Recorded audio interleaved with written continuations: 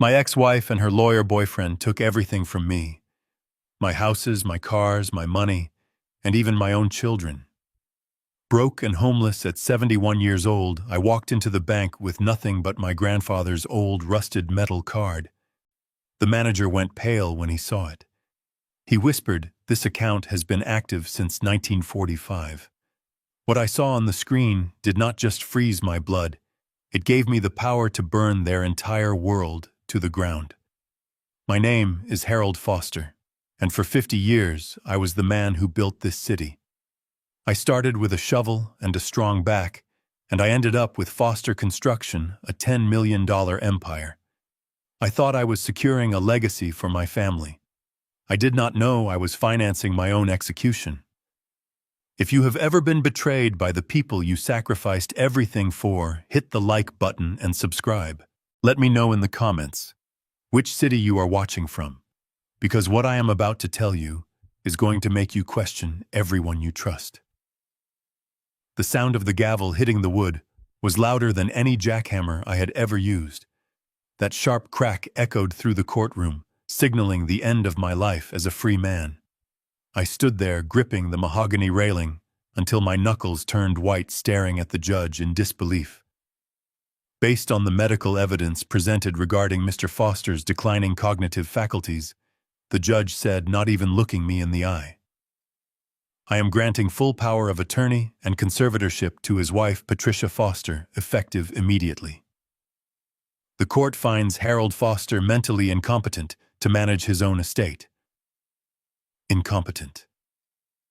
The word hung in the air like toxic dust. I am 71 years old.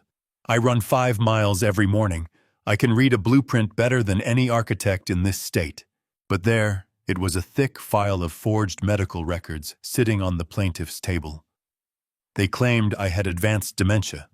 They claimed I was a danger to myself. And the man who had orchestrated this entire farce was sitting right there smirking.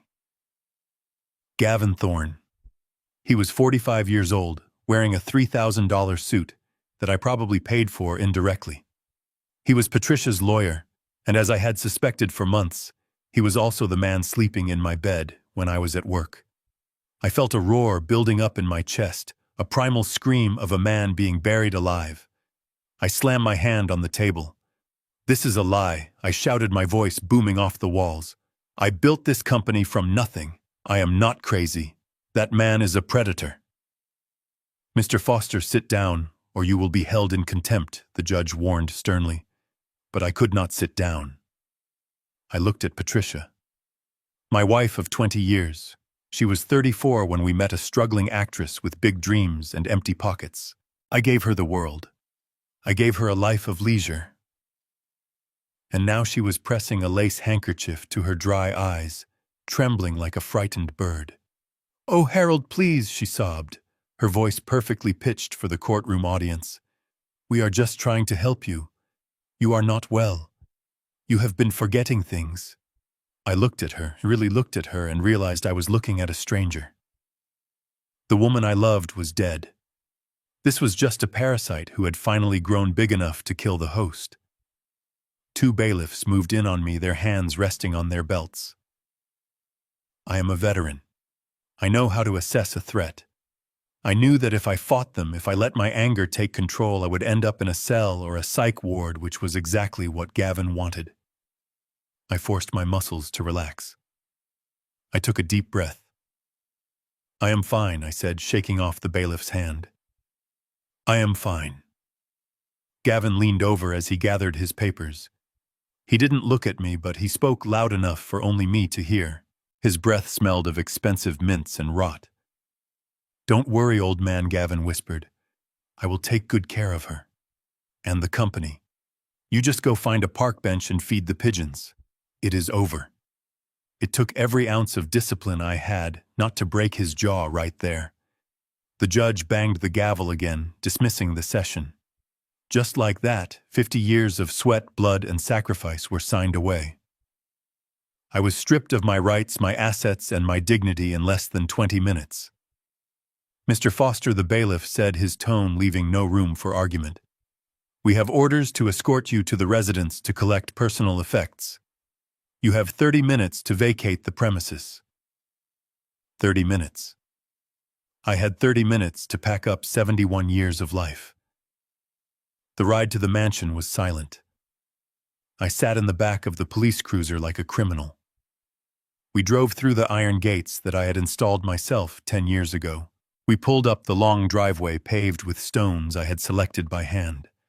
The house stood there magnificent and imposing, a testament to my success. But today it looked like a fortress that had been captured by the enemy. As the police car came to a stop, I looked up at the second-floor balcony. My heart, already bruised and battered, shattered into a million pieces. My children were there, Brett and Kelly, my twins. They were 30 years old. I had paid for their private schools, their colleges, their cars, and their credit card bills. I had shielded them from every hardship, wanting them to have the childhood I never did. And there they were. They were not crying. They were not fighting for me. They were holding up their smartphones. I stepped out of the police car, and I could hear them. Finally, Brett laughed, pointing his phone camera directly at me. "Look at him. The king has fallen. Bye-bye, Boomer." Kelly was giggling, checking her screen. "Oh my God, Brett! The views are going crazy. Everyone is watching this. Dad, look here. Say cheese for the live stream." They were broadcasting my humiliation to the world. To them, I wasn't their father. I wasn't the man who taught them to ride bikes or sat up with them when they were sick. I was just content. I was an obstacle to their inheritance, and now that I was out of the way, they were celebrating. "You ungrateful," I started to say, but the words caught in my throat. There was no point. They were lost. Patricia had poisoned them against me, or maybe I had ruined them myself by giving them too much. "Let's go, Mr. Foster," the officer said, nudging me forward. "Clock is ticking." I walked into the foyer. Patricia was already there, standing with her arms crossed, watching me like a hawk. Gavin was pouring himself a drink from my crystal decanter. My scotch. He toasted me with a mocking smile. I went to my study first. I wanted my medals, my Purple Heart, the picture of my grandfather. "No!" Patricia barked, blocking the doorway. "The lawyer said all assets remain with the estate. You can take clothes and toiletries." "That is it." "Those are my service medals, Patricia." I growled, my voice low and dangerous. "They are not assets. They are mine." "Everything in this house is part of the estate," Gavin called out from the living room, swirling his drink. "And since you are mentally incompetent, you can't be trusted with sharp objects or valuable memorabilia. Move along, Harold." I looked at the officer. He looked away, uncomfortable. He knew this was wrong, but he had a court order. He wasn't going to stick his neck out for me. I went to the bedroom. I grabbed a duffel bag. I threw in some shirts, my work boots, a jacket. I didn't look at the bed where I had slept for 20 years.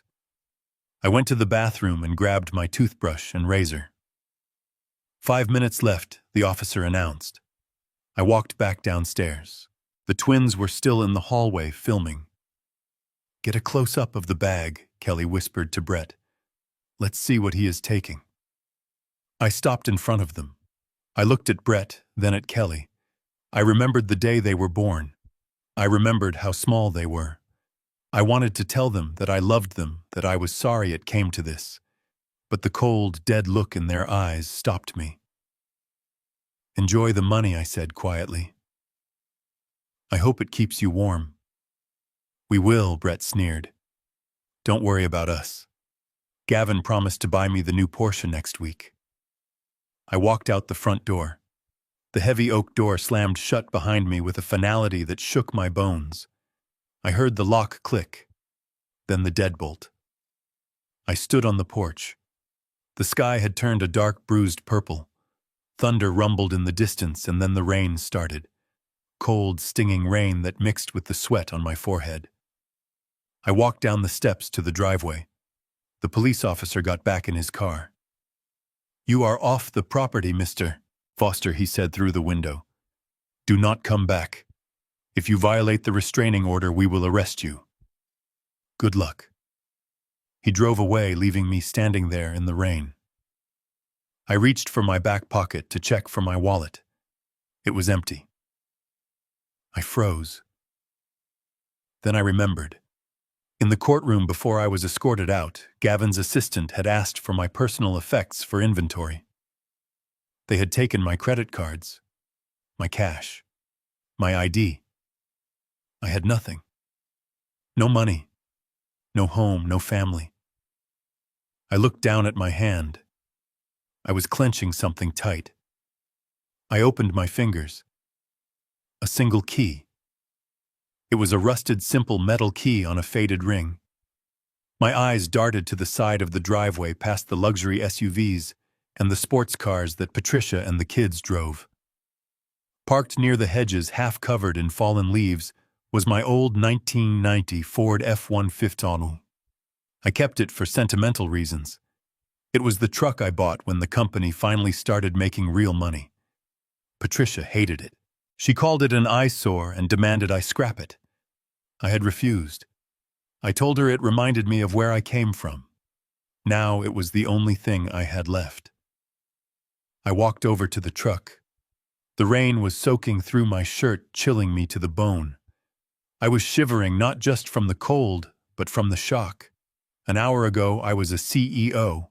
Now I was a homeless old man. I unlocked the door. It groaned, the hinges rusty. I threw my duffel bag onto the cracked leather passenger seat. I climbed in and slammed the door, shutting out the sight of the mansion. I put the key in the ignition.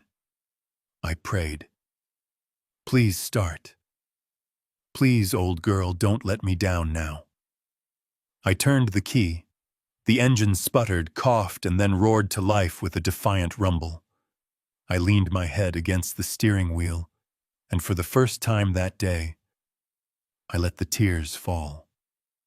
Hot, angry tears. I cried for the betrayal. I cried for the loss. I cried for the sheer stupidity of trusting people who only loved what I could provide, not who I was. But as I sat there wiping my face with my rough hands, a memory flashed in my mind. The duffel bag. I looked over at the passenger seat. When I was frantically packing, I had blindly scooped up a small wooden box from the bottom of my closet. Patricia hadn't noticed it because it looked like trash. It was an old cigar box that belonged to my grandfather, Jedediah Foster. I reached over and opened the box. Inside, amidst some old buttons and a broken watch, was a piece of metal. It wasn't a credit card, not like the ones we have today. It was a heavy rectangular plate of black metal. No magnetic strip, no chip, just a name stamped into the steel, Jedediah Foster, and a date, 1945, and a series of numbers that looked like a code. Grandpa Jed always told me, Harry, if you ever hit rock bottom, if you ever lose the shirt off your back, you take this to the First National Bank. You ask for the vault. I had always thought it was just a senile old man's story, a myth. Grandpa was a poor blacksmith. He fixed bicycles and farm equipment. He didn't have money. But right now, sitting in my truck with the rain hammering on the roof, stripped of my empire and my family, I had nothing left to lose. I put the truck in gear. I cast one last look at the house where my ex-wife and her lover were probably popping champagne. Enjoy the party. Gavin, I whispered, my voice raspy, because the hangover is going to be brutal. I hit the gas and drove into the storm, clutching the piece of cold metal that was about to change everything. The rain was coming down harder now, turning the streets into blurring rivers of neon light. I drove blindly for a while, the windshield wipers of my old truck slapping back and forth like a metronome, counting down the seconds of my new miserable life. I needed a place to clean up. I was soaked to the bone, shivering, and I smelled like desperation. My mind went to the only place where I had always been treated like royalty. The Emerald Hills Country Club. I had been a member for 30 years. I had built the west wing of the clubhouse at cost, just as a favor to the board. It was my sanctuary. I pulled the truck up to the gate expecting the usual wave from the guard, but the arm didn't lift. I rolled down the window, the rain soaking my sleeve. "It is me, Jerry," I called out to the young man in the booth. "The scanner is acting up again." Jerry didn't look me in the eye. He looked at a clipboard, then back at the gate. "I can't let you in, Mr. Foster. Your membership has been flagged." Flagged. The word hung in the humid air. I felt a knot tighten in my stomach. I opened the door and stepped out into the rain, ignoring Jerry's protest. I walked right past the gate and up the driveway to the main entrance. I needed a shower.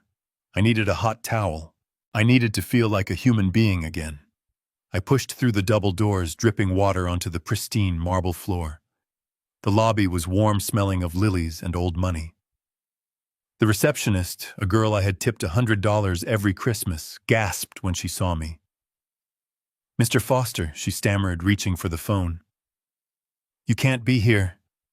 "I just need to go to the locker room, Sarah," I said, my voice trembling with exhaustion. "Just let me get a shower and a change of clothes from my locker." I took a step forward, but a hand landed on my shoulder. It wasn't a friendly hand. It was heavy and firm. I turned to see Robert, the club manager. This was a man whose mortgage I had helped refinance 2 years ago when his wife got sick. A man who had sat at my table and drank my wine. "You need to leave, Harold." Robert said, his voice cold and devoid of any recognition. "Robert," I said, looking at his perfectly pressed suit. "It is me. Gavin and Patricia kicked me out. I just need a moment to collect myself." I know, Robert interrupted, stepping between me and the hallway. "Gavin called the board an hour ago. He sent over the court order. You are not allowed on the premises. If you don't leave voluntarily, I have to call the police for trespassing." I stared at him. The betrayal hit me harder than the cold rain. It wasn't just that they were following rules. It was the look in his eyes. He was looking at me like I was a stray dog that had wandered in from the alley. The respect, the friendship, the years of history, it all evaporated the moment my bank account froze. "You too, Robert," I whispered. "I am just doing my job," he said, looking away. "Don't make a scene, Harold. It is pathetic. Pathetic." That was the word that broke me. I turned around, my wet boots squeaking on the marble, and walked back out into the storm. I didn't fight. I didn't yell. I realized then that Harold Foster, the tycoon, was dead. I was just an old man in wet clothes that nobody wanted to look at. I drove until the gas gauge hovered near empty. I found a dimly lit parking lot behind a 24-hour superstore on the edge of town. It was the kind of place where truckers slept and broken people hid. I parked between 2 dumpsters, hoping the shadows would swallow me whole. I turned off the engine. The silence that filled the cab was deafening. The temperature dropped rapidly as the night went on. I didn't have a blanket. I reclined the passenger seat and curled up, trying to preserve body warmth. My arthritis, which I usually managed with medication and a warm bed, began to flare up. A dull, throbbing ache settled into my knees and my lower back, a constant reminder of my age. My stomach growled a hollow, painful sound. I hadn't eaten since breakfast. I closed my eyes, but sleep wouldn't come. Instead, my mind drifted back, playing the reel of my stupidity over and over again. I remembered the day the trap was set. It was 5 years ago. I had suffered a minor stroke, a warning shot from nature. I was in the hospital bed, hooked up to monitors, feeling mortal for the first time. Patricia was there, holding my hand, tears streaming down her face. She looked so worried, so loving. "I was scared I was going to lose you," she had said, kissing my forehead. A few days later, Gavin came to the house. He wasn't her lover then, or at least I didn't know it. He was just the family attorney. He brought a stack of papers. "Just standard procedure," Harold Gavin had said, clicking his expensive pen. "Insurance forms, medical directives. And this one is just a temporary power of attorney. In case you have another episode, it lets Patricia pay the bills and keep the company running without waiting for a judge. It is just a safety net. I remembered looking at Patricia. She nodded encouragingly. Do it for us, Harry, so we don't have to worry. I trusted her. That was my crime. I signed the paper without reading the fine print. I didn't see the clause that defined incapacity loosely. I didn't see that it was irrevocable without her consent. I signed away my life because I thought I was protecting hers. Lying there in the cold truck, the memory of that signature burned in my mind like a brand. I had handed them the knife, and today they had finally twisted it. I must have dozed off from sheer exhaustion, because when I opened my eyes, the sun was glaring through the dirty windshield. My neck was stiff, and my joints felt like they were filled with broken glass. I sat up groaning as my spine popped. The hunger was worse now, a sharp cramp in my gut. I needed coffee. I needed food. But I had $0. I started digging through the truck. Maybe I had dropped some change. Maybe there was an emergency $20 bill hidden somewhere. I checked the glove compartment. Nothing but old registration papers and a tire gauge. I checked under the floor mats. Just dirt and a dried-up French fry. I reached behind the passenger seat, shoving aside old rags and a jumper cable. My hand brushed against something hard and wooden. The cigar box. I pulled it out. It was a tin box, actually rusted at the corners, with the faded logo of a tobacco company that didn't exist anymore.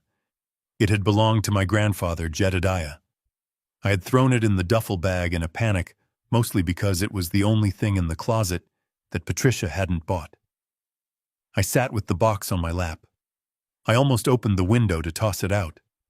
What good was a rusty box to a starving man? It probably just contained old buttons or screws. Grandpa Jed was a hoarder of useless things. He lived through the Great Depression, and he never threw anything away. But something made me stop. Maybe it was the memory of his voice. He was a tough man, quieter than me but harder. He worked with iron and steel his whole life. I pried the lid open. The hinges shrieked in protest. Inside there was a smell of stale tobacco and dust. I sifted through the contents. A broken pocket watch. A few foreign coins from the war. A picture of my grandmother. And at the very bottom, wrapped in a piece of oilcloth. I unwrapped it. It was a metal card. It wasn't like any credit card I had ever seen. It was heavy, made of black anodized steel, cold to the touch. It was thicker than a normal card. There was no magnetic strip on the back. No microchip. No holographic logo. On the front, the letters were not printed. They were stamped deep into the metal like dog tags. Jedediah Foster. Below the name, the date 1945. And below that, a series of numbers that didn't look like a bank account. It looked like a coordinate or a code. I turned it over. The back was blank except for a single phrase etched in small, precise letters: First National, Vault 4. I stared at the object. It felt significant, dangerous even. Why would a poor blacksmith have a custom metal card linked to a vault? And why had he never told me about it? I remembered him giving me the box on his deathbed, gripping my hand with surprising strength. "Keep it safe, Harry," he had wheezed, "for a rainy day." I looked out the window at the bleak parking lot. It wasn't just raining. It was pouring. My life was a hurricane. I didn't know if this card was worth anything. It was probably just a souvenir from a defunct account. But as I ran my thumb over the stamped letters, I felt a strange hum of energy. It was the only straw I had left to grasp. I started the truck, the engine coughing smoke, and turned the wheel toward downtown, toward First National Bank, toward the only secret my grandfather had ever kept from me. The drive to the financial district felt like a funeral procession of one. My old truck rattled and coughed as I navigated through the sleek luxury sedans and busy taxis, a ghost from a different era trying to exist in a world that had moved on without him. I kept running my thumb over the edge of the metal card in my pocket. It was cold, unyielding, and heavy. I could still hear my grandfather's voice rasping in my ear, a memory that had been dormant for decades, but was now screaming for attention. "It is not money, Harry," he had told me, his grip surprisingly strong for a dying man. "It is a steel promise. Men like us, we work with our hands. We build things that stand against the wind. But banks, lawyers, politicians, they build things on paper. And paper burns. Steel survives. Remember that when the fire comes." I had nodded, then thinking it was just the medication talking, or the ramblings of a man who had spent too many years breathing in coal dust and iron filings. But as I looked up at the towering facade of the First National Bank, a massive structure of glass and granite that looked more like a temple than a place of business, I finally understood. The fire had come. It had burned down my life, my home, and my legacy, and this piece of steel was the only thing I had left that wasn't ash. I parked the truck 2 blocks away in a loading zone, hoping to avoid a ticket I couldn't pay. Walking toward the bank, I caught my reflection in a shop window. I looked like a vagrant. My shirt was wrinkled and stained with sweat, my hair was matted from the rain, and my eyes were sunken with exhaustion. I pulled my shoulders back. I was Harold Foster. I had built half the skyline I was looking at. I forced myself to walk with the stride of a CEO, even if my pockets were empty. Entering the bank was like stepping into a freezer. The air conditioning was blasted high, chilling the sweat on my skin instantly. The lobby was vast, echoing with the hushed whispers of commerce and the clicking of expensive heels on marble floors. I walked toward the teller line, feeling the weight of judgmental eyes on me. Security guards near the door tracked my movement, their hands hovering near their belts. They saw a threat. They saw a bum. I approached an open window. The teller was a young man with gelled hair and a perfectly knotted tie. He was typing on his keyboard, not even bothering to look up as I stood there. "Excuse me," I said, my voice rougher than I intended. He slowly raised his eyes, scanning me from my muddy boots to my unkempt gray hair. His nose wrinkled slightly, as if he smelled something foul. "We don't have public restrooms, sir," he said, his tone clipped and dismissive. "And we are not hiring for janitorial staff at this branch." "I am not here for a job," I said, trying to keep my temper in check. "I am here to access an account." The teller let out a short, incredulous huff. "Do you have an account number, sir, or a debit card? Because if you are looking to cash a government check, you need 2 forms of ID, and frankly, I doubt you have them." Before I could answer, the heavy glass doors at the entrance swung open with a rush of air. A familiar piercing laugh cut through the quiet hum of the bank. It was a sound that used to make me smile, but now it sounded like a guillotine blade dropping. Patricia. She walked in wearing a white designer trench coat and oversized sunglasses, looking every inch the grieving wife who was bravely soldiering on. And right beside her, holding her elbow, with a possessiveness that made my bile rise, was Gavin. He was wearing a navy suit that fit him like a second skin, whispering something in her ear that made her giggle. They didn't wait in line. They walked straight past the velvet ropes toward the VIP glass office where the high-net-worth clients were serviced. They were here to harvest the crop I had planted. They were here to drain the operating accounts of Foster Construction. I turned my back, hoping to blend into the scenery, but luck was not on my side today. Gavin's eyes swept the room, arrogant and predatory, and they landed on me. He stopped mid-step. A slow, cruel grin spread across his face. He tapped Patricia on the shoulder and pointed. "Well, look who it is," Gavin announced, his voice booming across the lobby. Patricia froze, then adjusted her sunglasses, her face hardening into a mask of disdain. Gavin changed direction, steering Patricia toward me. The young teller behind the glass watched with wide eyes, sensing the drama. "Lost your way to the soup kitchen." Harold, Gavin sneered as he stopped a few feet away, making a show of keeping a safe distance as if I were contagious. Or are you here to beg for a loan? I hate to break it to you, but banks don't lend money to men who have been declared legally incompetent.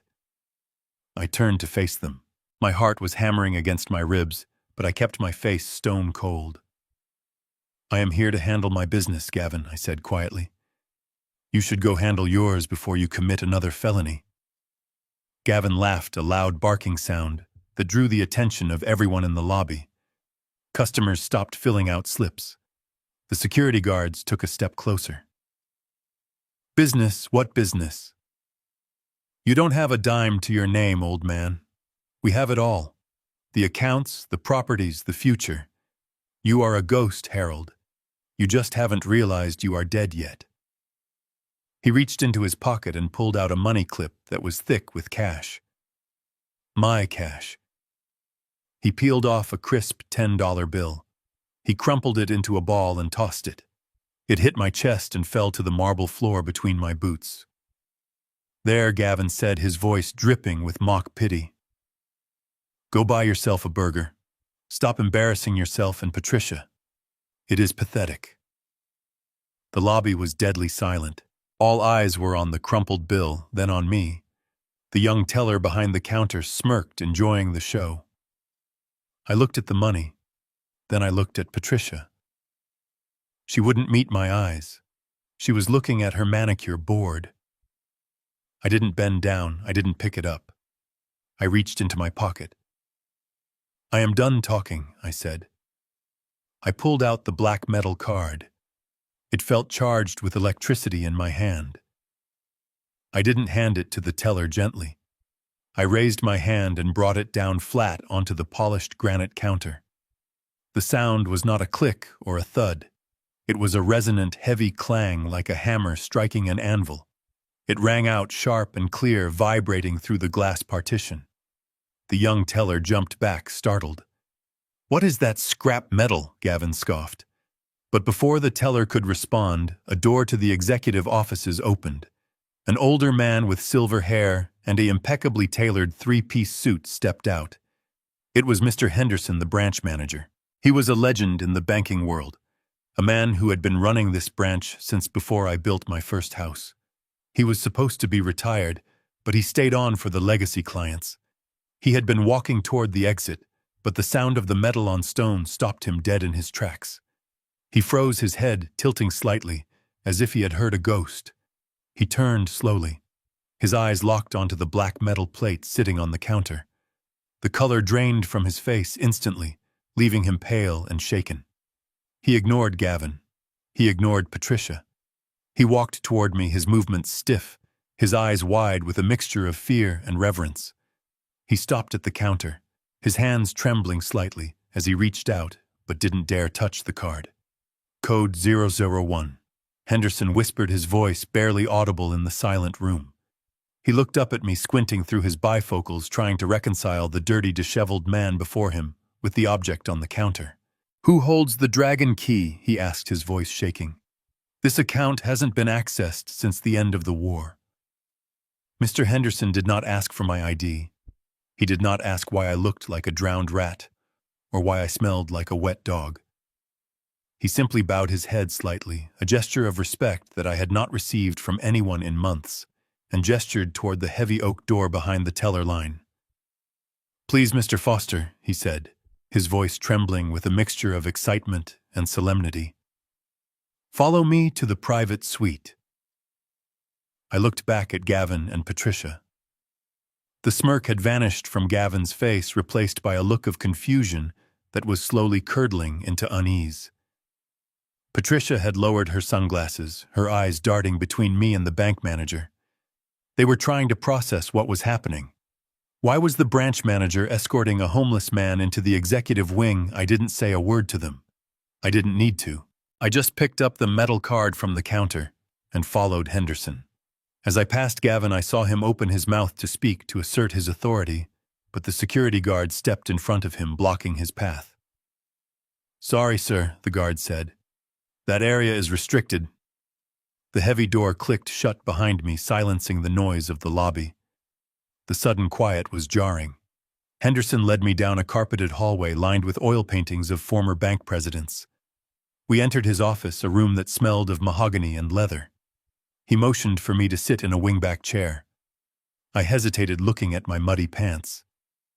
"Sit," Mr. Foster Henderson insisted. "Please." "The furniture does not matter."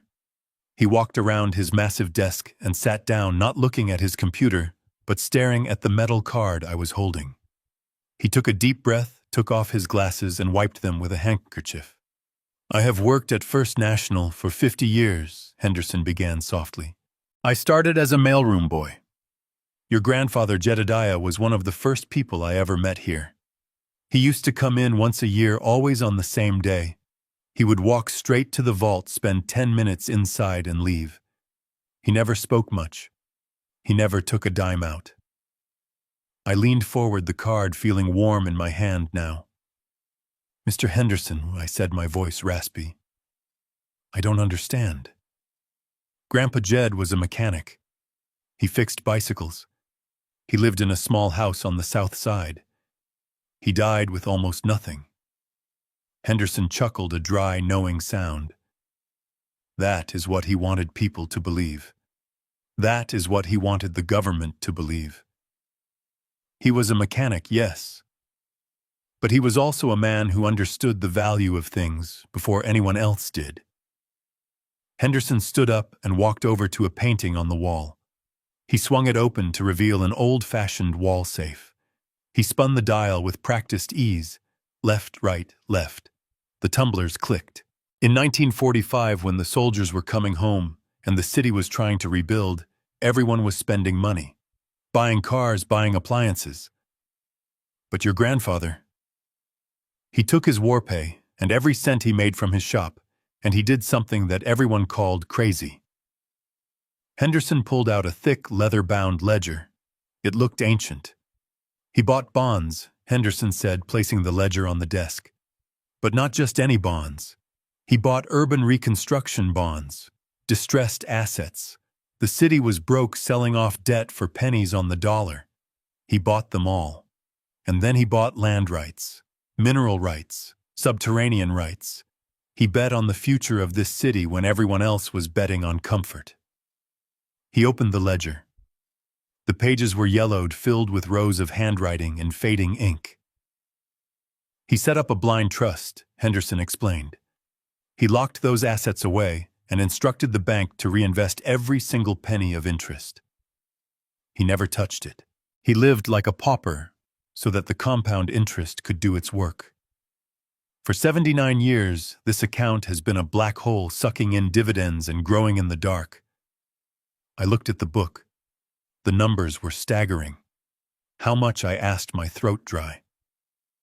Henderson turned to the last page. "As of this morning's audit, the liquid cash balance in the Jedediah Foster Trust is $42,800,000. The room spun. I gripped the arms of the chair. 42 million. I was sleeping in a truck. My children had abandoned me for money. My wife had destroyed me for money. And all this time, my grandfather had left me a fortress of gold that I didn't even know existed. But that is just the cash," Henderson said, his voice dropping to a whisper. "Cash is vulgar. Cash is for spending. Your grandfather was building an empire." He reached back into the safe and pulled out a rolled-up document. It was old parchment tied with a ribbon that disintegrated as he touched it. He spread it out on the desk. It was a map of the city from 1945. Certain blocks were shaded in red ink. "The cash is just the war chest," Harold Henderson said, his eyes gleaming. "This is the weapon." I looked closer at the map. I recognized the street names. When the city was desperate for cash in the 40s, they didn't just sell bonds. They leased the land. They sold 99-year ground leases to private investors to encourage development. Your grandfather bought the master ground lease for the entire central business district. I stared at him, my mind struggling to comprehend the scale of what he was saying. "What does that mean?" I asked. "It means," Henderson said, tapping a specific block on the map with his finger, that while other people own the buildings, the glass, the steel, and the concrete, the Jedediah Foster Trust owns the dirt underneath them. And the way these old leases were written, the terms are absolute. He pushed the map toward me. Look at the address, Harold. Look where his finger is pointing. I looked. 400 State Street. My blood ran cold. I knew that address. I knew it better than my own home. It was the address of the Thorne Tower, the gleaming glass skyscraper where Gavin Thorne had his law firm. The building where just an hour ago I had been humiliated. The building that Gavin bragged about owning a stake in. He owns the building, Henderson said, reading my mind. But you own the ground it stands on. And then he delivered the final blow, the news that turned my shock into a cold, hard resolve.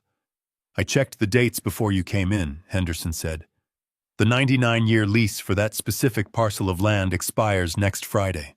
If the building owner does not renew the lease with the landowner before the deadline, or if they have violated any terms of the original agreement, the landowner has the right to reclaim the property. Reclaim the property, I asked. Henderson smiled a shark-like smile that I had never seen on the old man's face before. It means, Mr. Foster, that if they don't pay you what you ask, or if they miss the deadline by even 1 minute, the land reverts to you. And under the law of accession, everything permanently attached to the land becomes the property of the landowner. The building, the offices, the furniture, even the safe in Gavin Thorne's office. It all becomes yours. I sat back in the chair. The rain was still hammering against the window, but I couldn't feel the cold anymore. I looked at the metal card in my hand. It wasn't just a key to a vault. It was a kill switch. Gavin thought he had taken my company. He thought he had taken my life. But he was sitting in a tower built on my land, and he didn't even know that the lease was up. I looked at Henderson. Does Gavin know, I asked? Henderson shook his head. The records are not digitized. They are in the basement archives of the county clerk, buried under 80 years of dust. Unless he goes looking for it specifically, he won't know until you serve him the notice. I stood up. I walked over to the window and looked down at the street. I could see my reflection in the glass. I didn't see a broken old man anymore. I saw Jedediah Foster's grandson. Mr. Henderson, I said quietly, I don't want to withdraw the money yet. He raised an eyebrow. No. No, I said. I want to hire the best corporate lawyers in New York. I want a forensic accountant, and I want you to prepare a notice of lease expiration.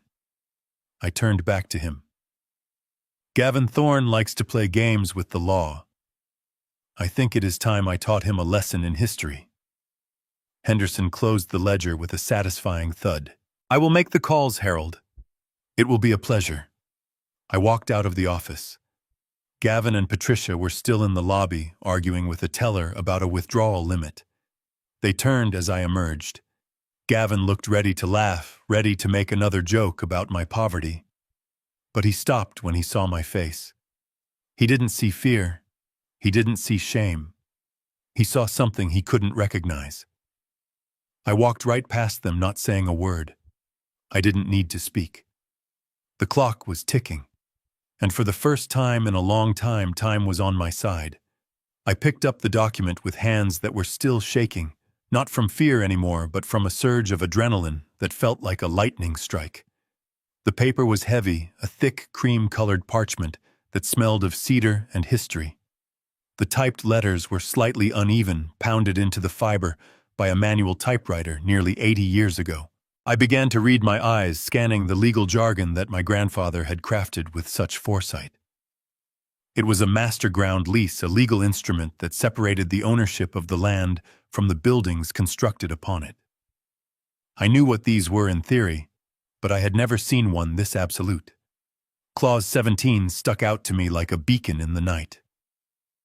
It stated that the lease term was for 99 years, commencing on a date that predated the construction of the modern city, But there was a critical review and renewal clause triggered at the 79-year mark.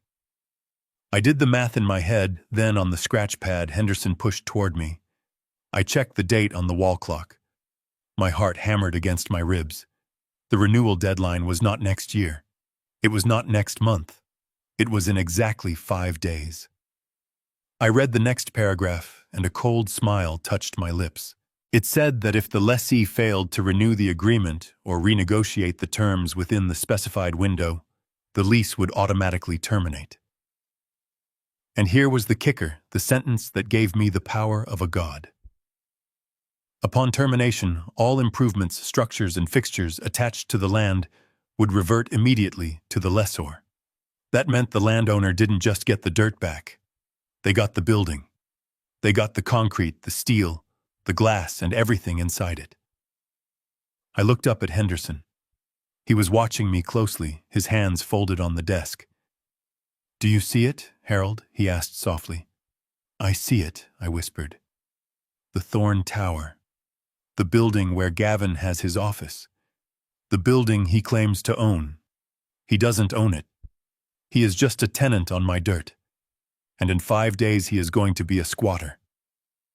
Henderson nodded gravely. "Precisely. And because the original terms were locked in 1945, the lease payments have been nominal, a few $100s a year. That is why no one flagged it. To Gavin and his accountants, it is just a tiny line item in their expenses, a clerical artifact they probably ignore. They think they own the earth they walk on, but they are walking on thin ice." I leaned back, the realization washing over me. This was the trap my grandfather had set not for Gavin specifically, but for anyone arrogant enough to forget the foundation of their wealth. Gavin was a man of the digital age. He lived in a world of PDFs, emails, and cloud storage. If a document wasn't searchable on a screen, it didn't exist to him. "Why doesn't he know?" I asked, tracing the signature at the bottom of the page. Gavin is a shark. He does his due diligence. How could he miss a ticking time bomb under his own headquarters? Henderson stood up and walked to the window, looking out at the rain-swept city. "Because of where we are, Harold. You know the county clerk's office? You built the annex 10 years ago. But the records from the post-war era specifically, the land deeds from 1945 to 1950, were never fully digitized. There was a flood in the basement archive in the 90s. The boxes were moved to deep storage in a warehouse on the outskirts of town.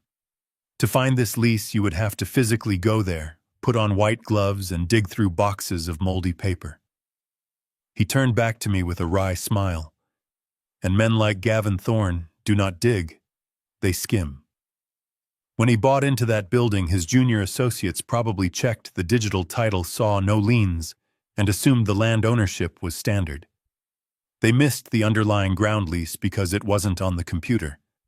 Their arrogance is their blind spot. I looked at the document again. It was a ghost.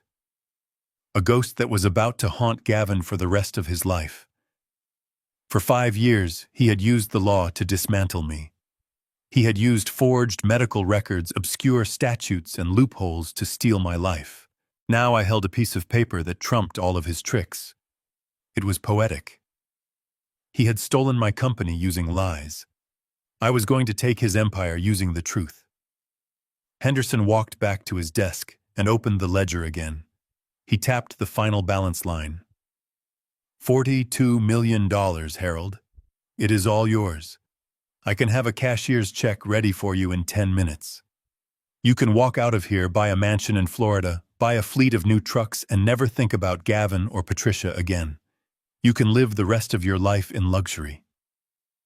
Is that what you want? I closed my eyes.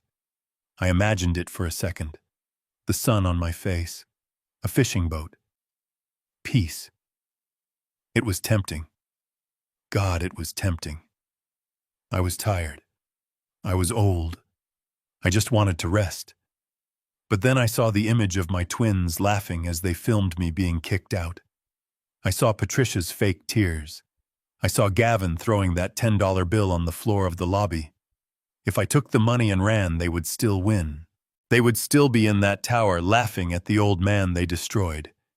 They would still be spending my money living in my house, driving my cars. I opened my eyes. The exhaustion was gone, replaced by a cold, hard fire. "No," I said, my voice steady and low. Henderson blinked, surprised. "No, I don't want the cash, Mr. Henderson. I don't want a check." I stood up and leaned over the desk, looking him dead in the eye. "I want to leverage it.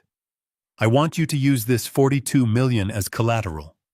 Collateral for what Henderson asked, leaning in. "To buy debt," I said. "I want you to find every single loan, every mortgage, every line of credit that Gavin Thorne and his partners have. I know he is over-leveraged. I know he borrowed heavily to buy into that building. I know he has gambling debts. I want to buy it all." Henderson's eyes widened. "You want to become his creditor?" "I want to own him," I corrected. "I don't just want to kick him out of his office. I want to control his financial airflow. When the lease expires and he loses the building, his loans will be called in. And when he can't pay, I want to be the one sitting across the table. I want to be the one who decides if he sleeps in a bed or in a cell."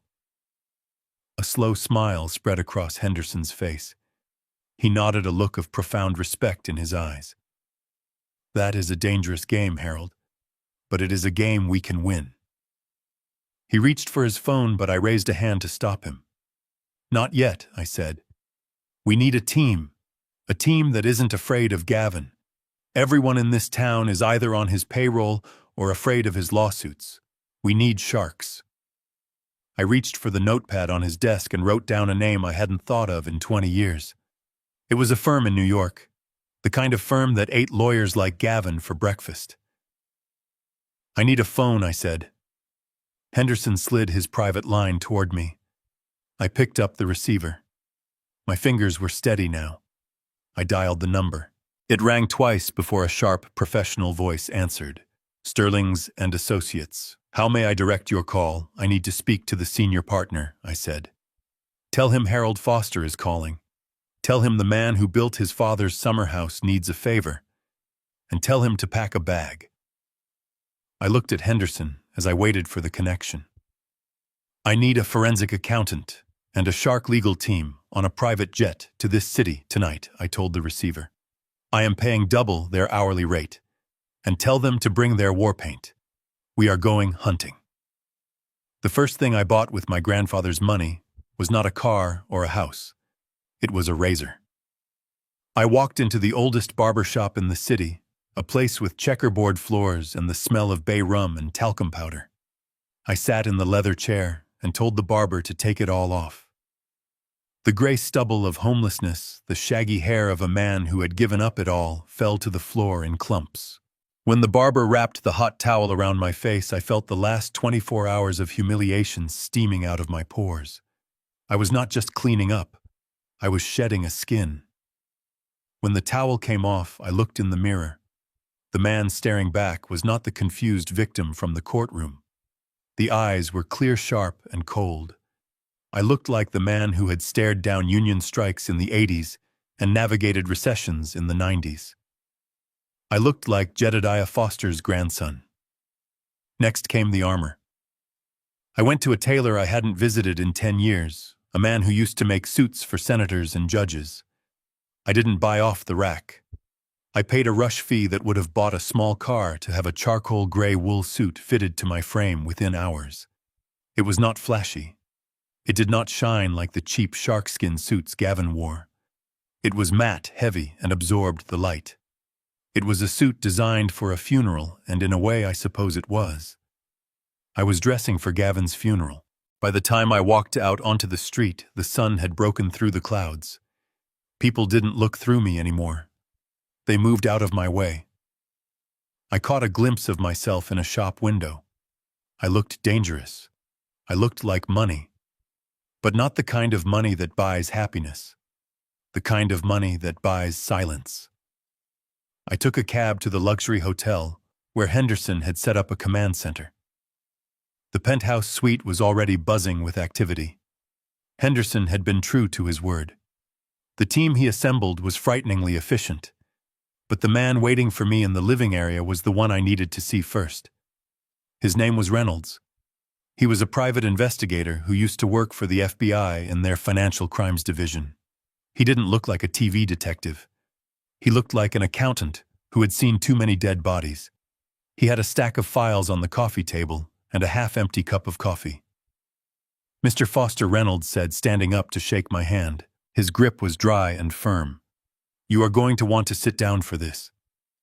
I sat. I didn't want a drink. I wanted the truth. "Tell me," I said.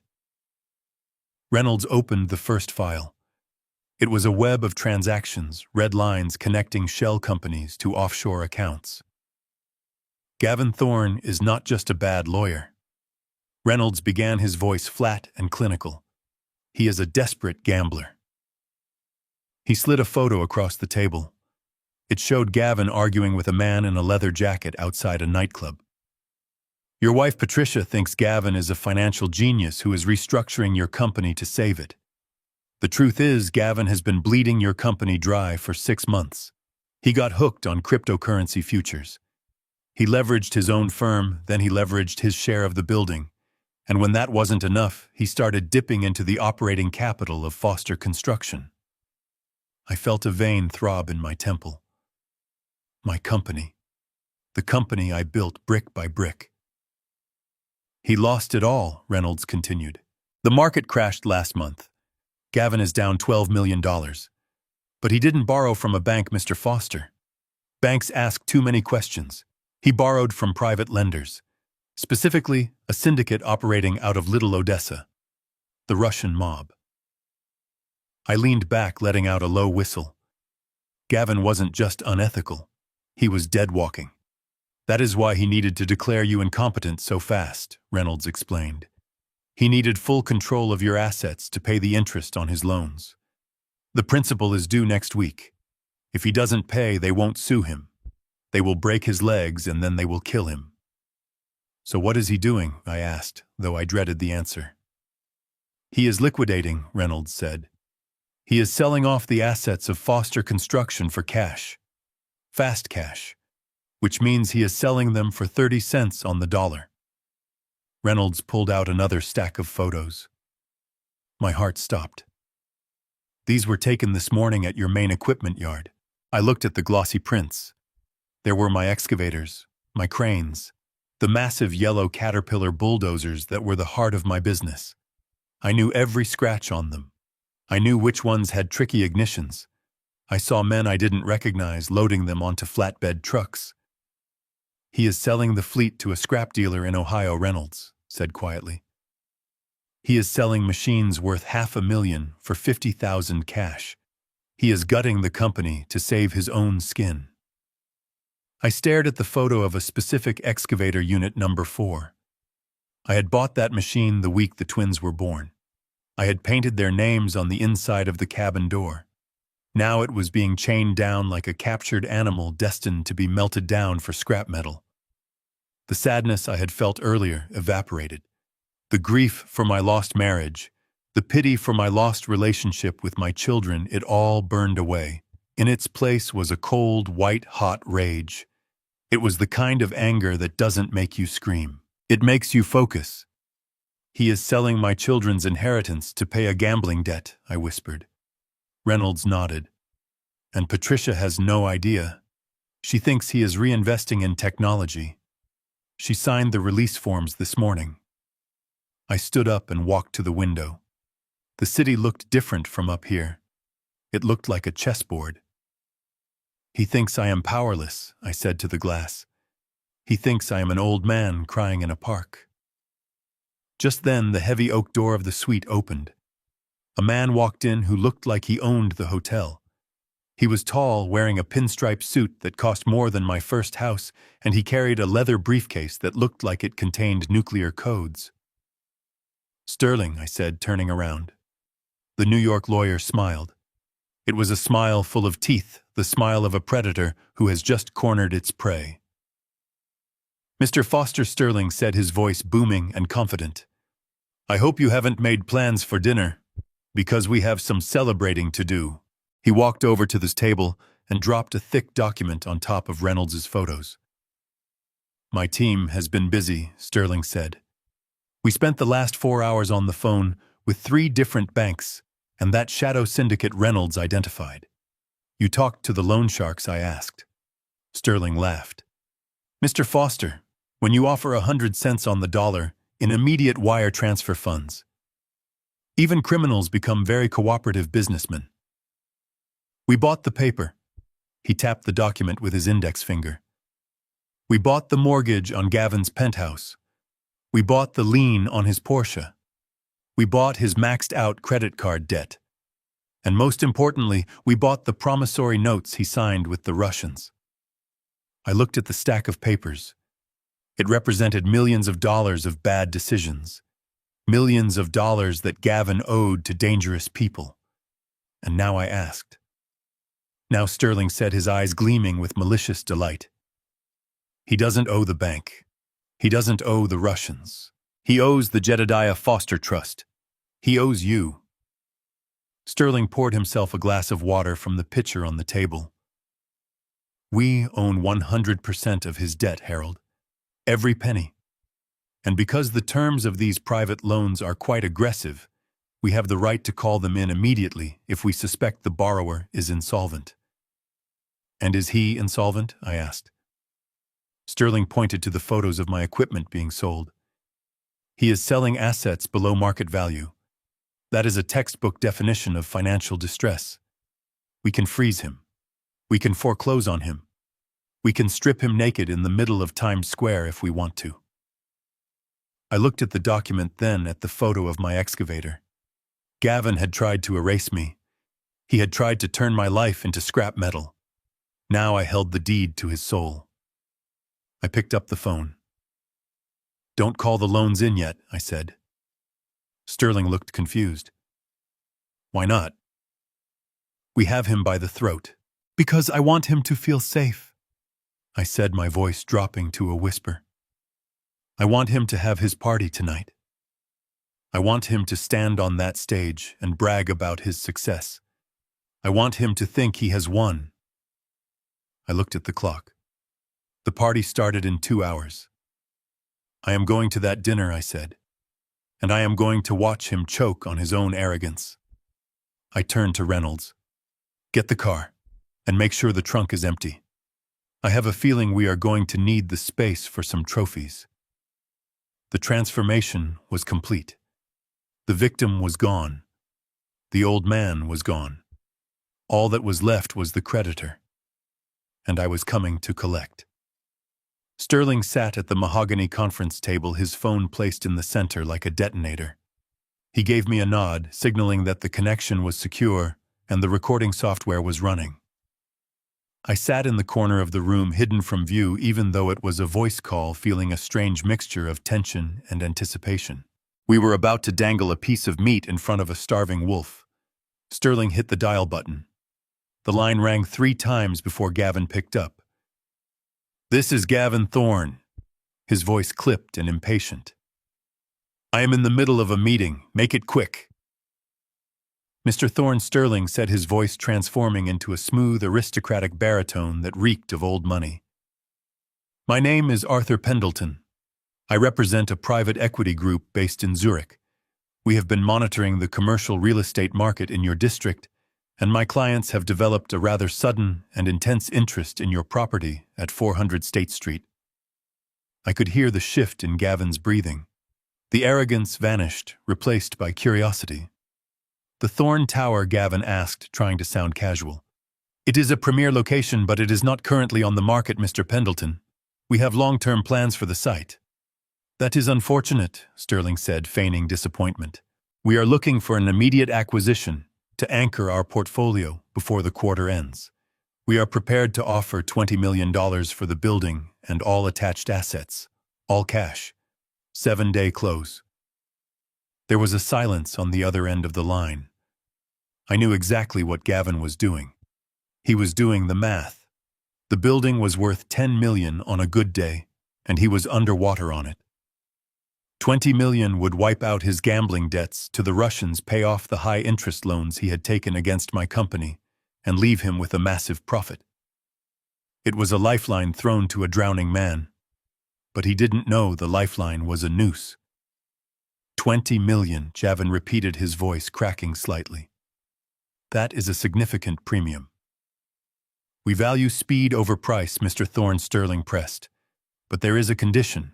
My clients require a completely clean title. No liens, no encumbrances, and no pending litigation attached to the property. And we need the preliminary sale agreement signed within 4 days. If you cannot meet that timeline, we move on to the next property on our list. 4 days. Gavin stammered. That is tight. But, yes. Yes, I can make that happen. I can clear the books. Excellent, Sterling said. I will have my secretary forward the letter of intent. Do not disappoint us, Mr. Thorne. The line went dead. Sterling looked at me and winked. He took the bait, Sterling said. I didn't smile. I knew what was coming next. To clear the title and make the building look pristine for the buyer, Gavin needed cash, and he only had one source left. Over the next 48 hours, I watched from the command center as Gavin Thorne frantically dug his own grave. Reynolds, the forensic accountant, had cloned Gavin's phone and tapped into the firm's banking alerts. We saw every move he made in real time. It was like watching a car crash in slow motion. Gavin was in a panic. He needed to pay off the second and third mortgages on the building to satisfy the clean title requirement of the fake buyer. To do that, he completely drained the operating accounts of Foster Construction. He sold the rest of my heavy machinery for pennies on the dollar to quick buyers. He liquidated the employee pension fund I had started 10 years ago. It made me physically ill to watch. That pension fund was for men like Mike, my foreman, who had been with me for 20 years. It was their retirement. Gavin was stealing it to cover his tracks.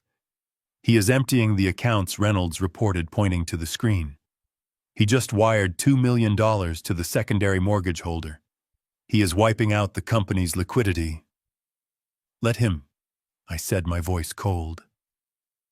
But the employees, Reynolds hesitated. I will make them whole, I promised. When this is over, I will pay back every cent with interest from the grandfather trust. But right now, Gavin needs to feel like he is winning. Gavin was moving money around like a shell game. He paid off the liens on the building, thinking he was about to get a $20 million check that would refill the coffers before anyone noticed. He was robbing Peter to pay Paul, not realizing that I was Paul. By the third day, Gavin had cleared the title. On paper, the Thorne Tower was debt-free and ready for sale. He had destroyed my company to do it, leaving Foster Construction with a balance of zero, but he had prepared the building for the transfer. He called Sterling back, his voice dripping with triumph. Mr. Pendleton, Gavin said, the title is clean. I have prepared the deed transfer and the sale agreement. We are ready to sign. That was the moment. The trap wasn't just about the money. It was about the legal mechanism of the lease. My grandfather's 1945 master ground lease had a specific clause regarding the transfer of improvement. It stated that any attempt to sell, transfer, or assign the building to a third party without first renewing the ground lease would be considered a hostile breach. A hostile breach didn't just terminate the lease, it accelerated the expiration date to the moment of the attempted transfer. Gavin didn't know this. He thought he owned the land. He thought he was selling a building he controlled. Send over the contract, Sterling said. My legal team will review it. 10 minutes later, the email arrived. I stared at the document on the screen. There it was. Gavin's signature at the bottom of a contract to sell 400 State Street. He just signed his death warrant, Sterling whispered. By attempting to sell the building without your permission, as the landowner, he has legally triggered the immediate forfeiture of the property. We don't even have to wait for the deadline on Friday. He just handed you the keys. I looked at the signature. It was sloppy rushed. The signature of a greedy man. Not yet, I said. Let him think the deal is going through. I want to wait until Friday. I want him to celebrate. I walked over to the window. The sun was setting, casting long shadows over the city. I felt a vibration in my pocket. It was my old cell phone, the one I had kept turned off since the day I was kicked out. I had turned it on this morning expecting this call. I looked at the caller ID. Patricia. I let it ring twice before answering. I didn't say hello, I just listened. Harold. Her voice was high-pitched, laced with that fake sweetness that used to fool me. I was surprised this number still works. I assumed you would have sold the phone for food by now. I didn't answer. I could hear clinking glasses in the background. Music. Laughter. I am just calling to be the bigger person, Patricia continued, her tone shifting to mockery. Gavin and I are hosting a gala tomorrow night at the Tower. It is a celebration. We are closing a massive deal. The company is going to be bigger than ever. She paused, waiting for me to beg or to scream. We were thinking, since you built the company, maybe you would like to come, she said. We can set up a small table for you in the back. You know, for old time's sake. The caterers always have leftovers. It would be a shame to waste them. She laughed. It was a cruel, ugly sound. She wanted me to see them win. She wanted me to witness their victory lap so she could feel superior one last time. I gripped the phone tight. What time, Patricia? I asked, my voice steady. Oh, you will actually come. She sounded delighted. 7 o'clock. Don't be late. And Harold, try to wear something clean. We don't want to upset the investors. She hung up. I lowered the phone. I looked at my reflection in the glass. I was wearing a $5,000 suit. I had $42 million in the bank, and I held the deed to the building she was partying in. I turned to Sterling and Reynolds. She invited me to the party, I said. Sterling raised an eyebrow. Are you going? I smiled. It was the first time I had genuinely smiled in weeks. Absolutely, I said.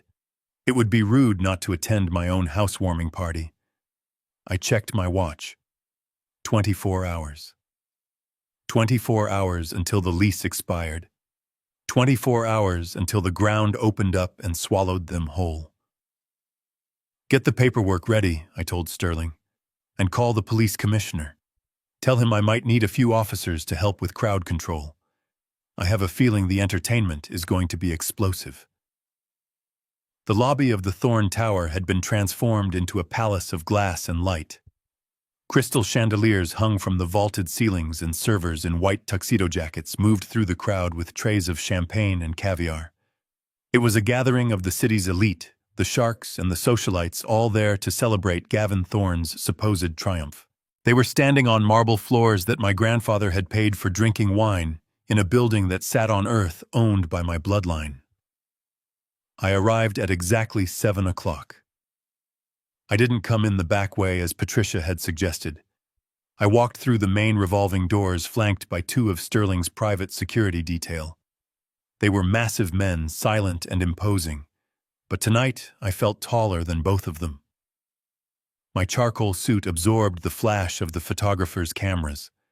I walked with the steady, heavy gait of a man who owns the ground he steps on. The room went quiet. It started near the door, a ripple of silence that spread outward as people turned to look. They were expecting the broken homeless Harold Foster they had read about in the tabloids. They were expecting a man in stained clothes coming to beg for a plate of food. Instead, they saw a man who looked like he had just bought the bank that owned their mortgages. I saw Patricia first. She was standing near the ice sculpture, wearing a red dress that was too tight and too bright. She dropped her champagne flute. It shattered on the floor, but she didn't even look down. Her eyes were locked on me, wide with confusion and a flicker of genuine fear. She had spent 20 years manipulating me, but she had never seen this version of me. She took a step forward, her mouth opening and closing like a fish, but she couldn't find the words. I didn't stop to talk to her. I didn't even nod. I walked straight through the center of the room, the crowd parting for me like the Red Sea. I could hear the whispers starting the low hum of gossip and speculation.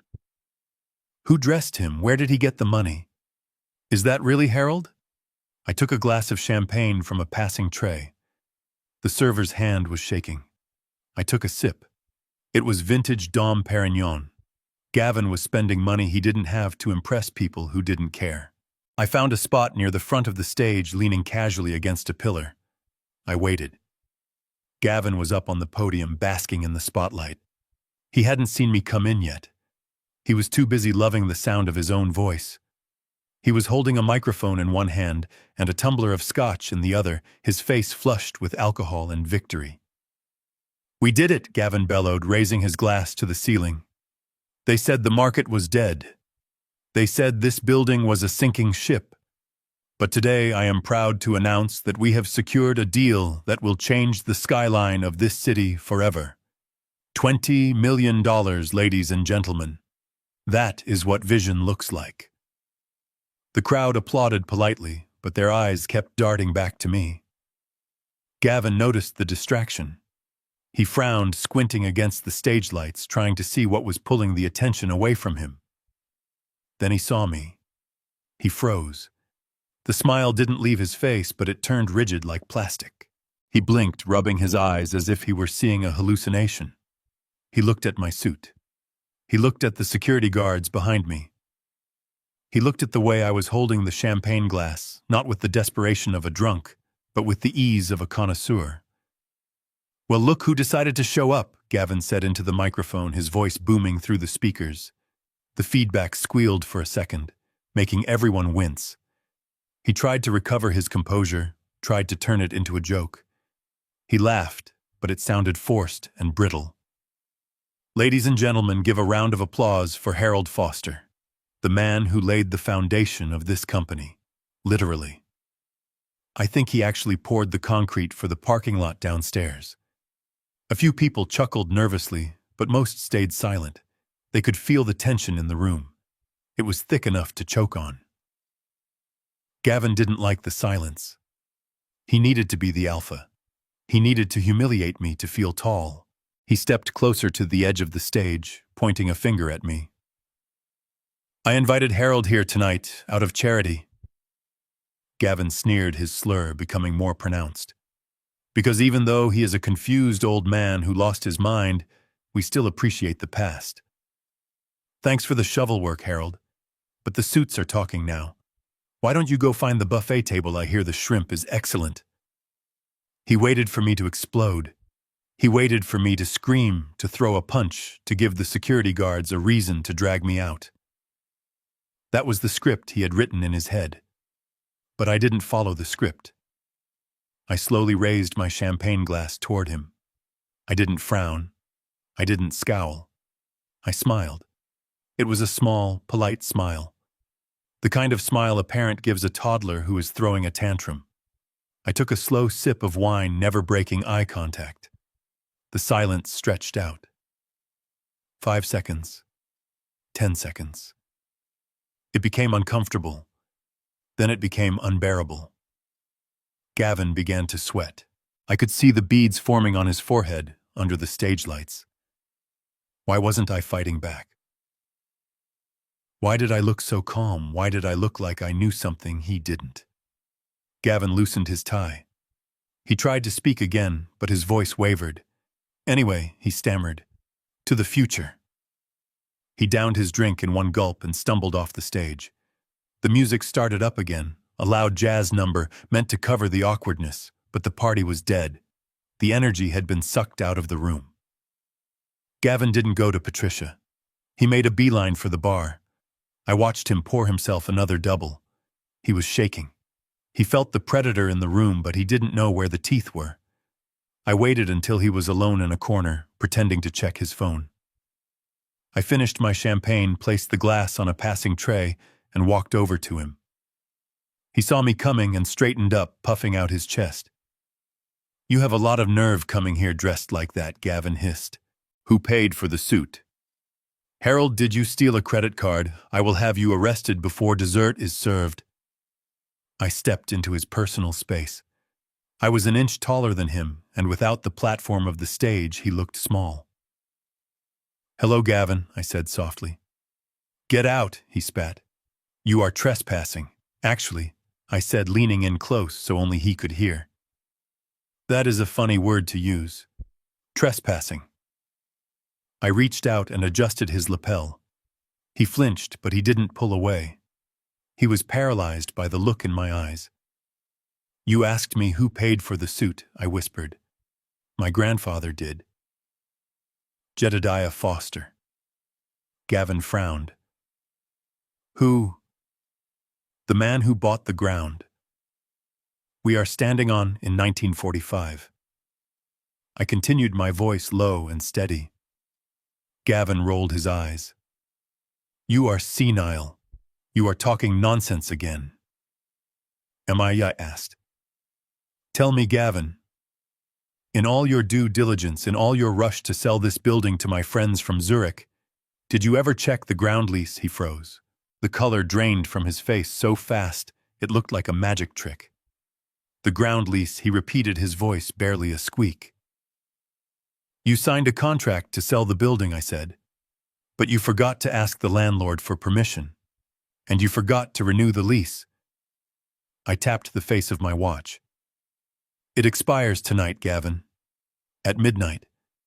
And because you tried to sell the property behind my back, you triggered the forfeiture clause. I saw the gears turning in his head. The panic was setting in, cold and sharp. You are lying, he whispered. You don't own the land. Check your mailbox in the morning, I said. But it won't matter. The notice has already been filed with the county clerk. I looked up at the giant digital clock projected on the wall behind the stage. It was counting down to the new year, or simply marking time for the gala. It read 11:58 p.m. Gavin looked at the clock. Then he looked at me. His hands were shaking so hard the ice in his glass rattled. What happens at midnight? He asked, his voice trembling with terror. I smiled again. The smile of the executioner. At midnight, Gavin, this building becomes mine. The lights, the walls, the furniture, and everything in your safe. It all reverts to the Jedediah Foster Trust. The clock ticked over. 11:59. Gavin dropped his glass. It shattered on the marble floor, the sound cutting through the jazz music like a gunshot. No, he gasped. That is impossible. I have 20 million coming. You have nothing, I said. You have zero, and tomorrow morning I am calling in your loans. The digital numbers on the wall shifted. The seconds counted down. 5, 4, 3, 2, 1. 00. The lights in the building flickered, once a coincidence of the storm outside, or perhaps the universe acknowledging the shift in power. I looked Gavin in the eye. He looked like a man who had just seen his own ghost. Time is up, I whispered. I turned around and walked away, leaving him standing in the shards of his broken glass as the first minute of my new life began. The morning sun hit the glass walls of the Thorn Tower with a brilliance that felt mocking. Inside the executive conference room, Gavin Thorne sat at the head of the table, nursing a coffee and a hangover that was pounding behind his eyes like a sledgehammer. He looked terrible. His skin was gray, his eyes were bloodshot, and his hands had a slight tremor that he tried to hide by gripping his pen too tightly. But despite the physical wreckage, he was smiling. He believed that in the next 10 minutes he was going to sign a piece of paper that would wire $20 million into his offshore account, solving every problem he had created. Patricia sat next to him, wearing oversized sunglasses indoors, scrolling nervously through her phone. She looked pale. The encounter at the party last night had rattled her more than she wanted to admit. She kept glancing at the door, as if expecting a ghost to walk through it. Across from them sat Sterling, the man they knew as Arthur Pendleton. He looked fresh, sharp, and utterly relaxed. He had a thick document folder in front of him, but he hadn't opened it yet. He was just watching Gavin with a look of mild amusement, the way a scientist watches a rat navigate a maze that has no cheese at the end. "Let us get this over with," Gavin said, his voice raspy. "I have the deed transfer ready. I have the title insurance. Everything is clean. Just sign the purchase agreement, initiate the wire, and the building is yours." Gavin slid a leather-bound folder across the polished mahogany table. He looked at it hungrily. To him, that folder was a life raft. Sterling didn't reach for it. He didn't even look at it. He just sat there, tapping his finger on his own stack of papers. "There seems to be a misunderstanding, Mr. Thorne," Sterling said, his voice smooth and cold. "Misunderstanding." Gavin snapped, his patience fraying instantly. "We have a deal. 20 million. Cash. Clean title. What is the problem?" "The problem," Sterling said, opening his folder slowly, "is that you cannot sell what you do not own." Gavin slammed his hand on the table. "We went over this last night. Harold is a senile old man. He was rambling about some ground lease from the war. It is nonsense. I own the deed to this building. I have the paper to prove it." Sterling pulled out a single sheet of paper.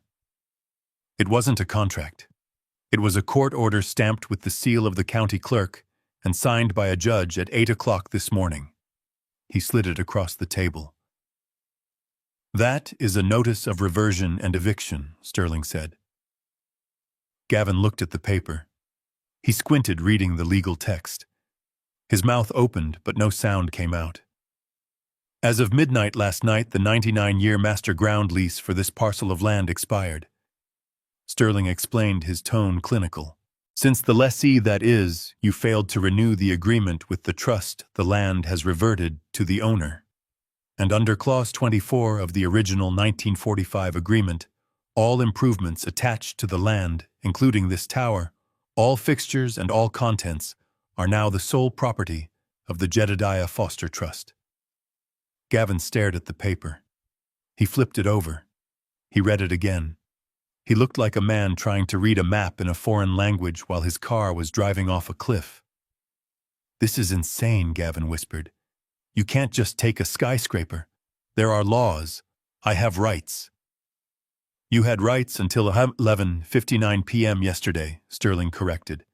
"Now you are technically a squatter, and my client, Mr. Foster, has instructed me to inform you that you are to vacate the premises immediately. You are not to remove any files, any computers, or any assets. They belong to him now." Gavin stood up so fast, his chair toppled over backward. "This is a trick," he screamed, his face turning a dangerous shade of purple. "Get me my legal team on the phone." Now he fumbled for his cell phone, his fingers shaking so badly he dropped it once before dialing. Patricia shrank back in her chair, terrifyingly silent. Gavin put the phone on speaker. "Get Miller on the line," he barked. A moment later, a tired voice answered. "This is Miller." "Miller," Gavin shouted. "I am sitting here with some shyster trying to tell me I lost the building because of an expired ground lease from 1945. Tell him he is crazy. Tell him we have fee simple ownership." There was a long, painful silence on the other end of the line. Gavin Miller said, his voice hesitant. We got a fax this morning from the county clerk. We have been looking into it for the last hour." And Gavin demanded, "Fix it." "We missed it," Gavin Miller said, his voice dropping to a whisper. "It wasn't in the digital database. The lease is real. It is ironclad. It is a standard post-war accession clause. If the lease expires, the improvements revert. So fight it." Gavin yelled, "Sue them. We can't." Miller replied, "The Supreme Court upheld this exact type of clause in a landmark case 10 years ago. It is contract law. You signed the purchase agreement for the building 5 years ago, and that agreement referenced the underlying ground lease. You never read the original lease, Gavin. You assumed it was renewable automatically. It wasn't." Gavin's knees gave out. He slumped against the edge of the table. "So what does that mean?" he whispered. "It means you don't own the building anymore, Gavin. You don't own the office. You don't own the chair you are sitting in. It is gone. It is all gone." Gavin ended the call. The phone slipped from his hand and hit the table with a dull thud. He looked at Sterling. Then he looked at Patricia. Patricia stood up, her face a mask of panic. "What does he mean, gone?" she shrieked, her voice shrill and piercing. "Gavin, you said this was a $20 million deal. You said we were going to Paris. You said everything was fixed." "Shut up," Gavin roared, turning on her. "Just shut up," Sterling cleared his throat. He reached into his briefcase again. "I am afraid it gets worse," he said. Gavin looked at him with dead eyes. "How can it get worse? I just lost a $10 million asset." "Because you didn't just lose an asset, Mr. Thorne. You also have liabilities." Sterling placed a second document on the table. This one wasn't a court order. It was a bank notification. "As the new owner of the building, the Jedediah Foster Trust has conducted an immediate audit of the tenant's activities," Sterling said. "We found evidence that you have been selling company assets, specifically heavy machinery belonging to Foster Construction, to pay personal gambling debts. We also found wire transfers to known money laundering fronts in Eastern Europe." "That is a lie," Gavin stammered, but his eyes darted to the door. "It is not a lie," Sterling said. "And because the Jedediah Foster Trust has now acquired your debt from the private lenders you borrowed from, we have a fiduciary duty to report this activity." Sterling checked his watch. 3 minutes ago, based on the evidence we provided, the Federal Reserve and the Treasury Department initiated a total freeze on all accounts linked to Gavin Thorne, Patricia Foster, and any associated LLCs. Patricia pulled out her phone. She opened her banking app. She screamed.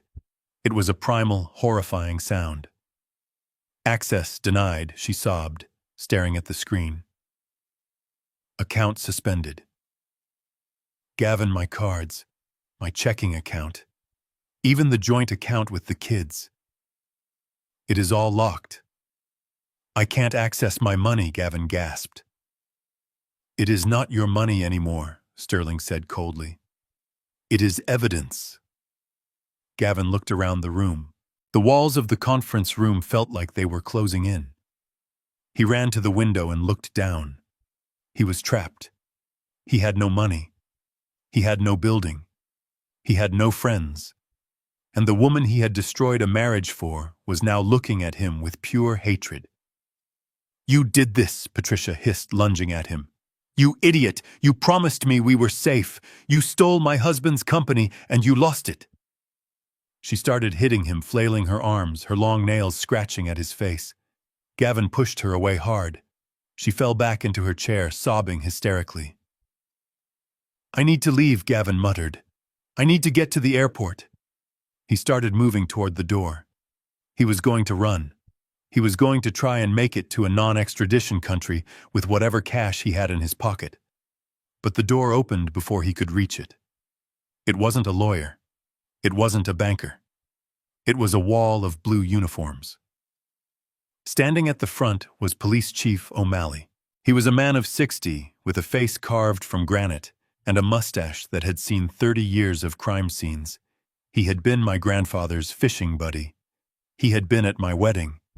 And he had been the one who warned me about Gavin years ago. Gavin stopped. He tried to back away, but he hit the edge of the conference table. Gavin Thorne. Chief O'Malley asked, his voice deep and resonant. Gavin nodded dumbly. "You are under arrest," the chief said, stepping into the room. "For what?" Gavin squeaked. "This is a civil matter. It is a property dispute. You can't arrest me for losing a building." "We aren't arresting you for the building, son," O'Malley said, pulling a pair of steel handcuffs from his belt. 2 officers moved in, grabbing Gavin's arms and twisting them behind his back. The click of the cuffs was the loudest sound in the room. "We are arresting you for credit fraud, wire fraud, and grand larceny," O'Malley listed. "But there is one more charge that I am personally very interested in. The chief walked up to Gavin, stopping inches from his face. "We executed a search warrant at your doctor friend's office this morning, the one who signed Harold Foster's competency evaluation." He cracked Gavin. "He gave us the emails. He gave us the payments. You forged medical records to declare a sane man incompetent so you could steal his life. That is kidnapping by fraud, and in this state that carries a mandatory minimum of 20 years. Gavin's legs gave out completely. The officers had to hold him up. He looked at Patricia, pleading with his eyes. "Patricia, tell them it was your idea." Patricia froze.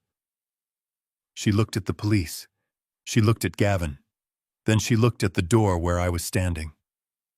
I had walked in quietly behind the police. I was leaning against the doorframe wearing my charcoal suit, my face calm. Patricia scrambled up. "Harold," she cried, running toward me. "Harold. Thank God you are here.